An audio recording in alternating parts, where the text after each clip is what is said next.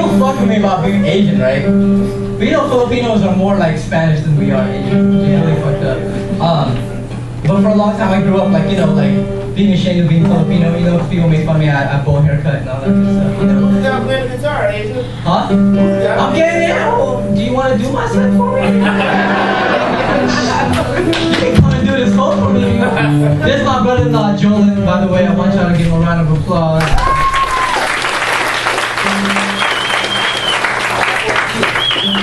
So we're preparing for this benefit, this Haitian benefit that we're doing. And this poem I wrote before what happened in Haiti, and you know, and it was written for like when Filipinos like move to America and they forget like the people they left behind because they become Americanized. You know what I mean? Y'all know about that? You know what I mean? Like when people you leave the country and you forget them until something happens and you're like, oh, I'm all for it, but yet for a long time you were pretending like you weren't even them. You know what I mean?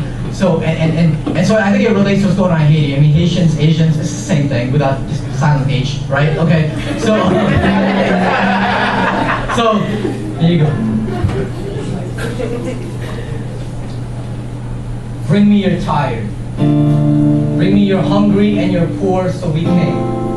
Huddled our families into commercial jet planes, skipped our rocks across oceans, picked them up on western shores, stacked them into homes, built the ceilings as high as our credit scores, became nurses, became doctors and engineers, real estate brokers and devout Catholics, and we never looked back.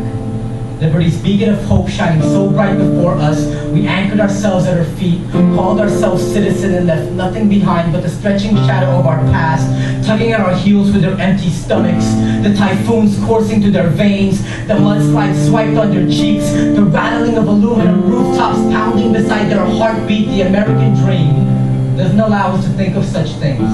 The anthem we used to sing becoming so easy to forget. The Philippine soil beneath our nails being wiped clean by health benefits and credit card debt. Quick to write checks to pay off our guilt. Learn to swallow perfect English until every hit of our accent is washed from our throat. Create a language barrier so tall, the bleeding voices on the other side is a dialect we don't recognize as our own, but who can ignore the hunger?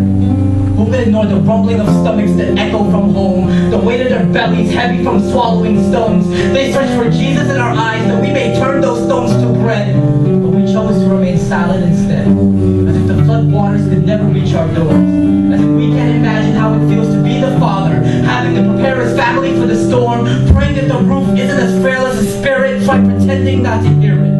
When a 12-year-old girl holds her screams as a shame, rips through her womb as destructively as a tourist that paid her. Imagine her mother, having to wash that bloody skirt in the river, her tears falling into the current, brought over to our beaches with the morning tide. Have you never stopped to question why the ocean always tastes salty?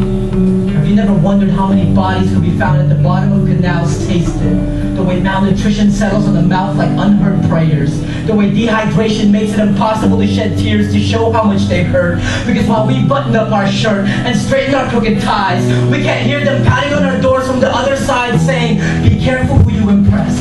Because the most surefire way to oppress a people is to convince them to imitate and adopt the cultures and values of those who oppress. So can you see them when you dress? Can you hear their silence as loud as your conscience? Muffled by the mountains of garbage, lost beneath a parent's broken smile, it still speaks to the heart inside us. How it's stitched together by the loose strings of our flag, held by the frail fingers we've left behind. They tug, hoping to pull us back home. They wait, sitting on the steps of rice terraces, writing our names in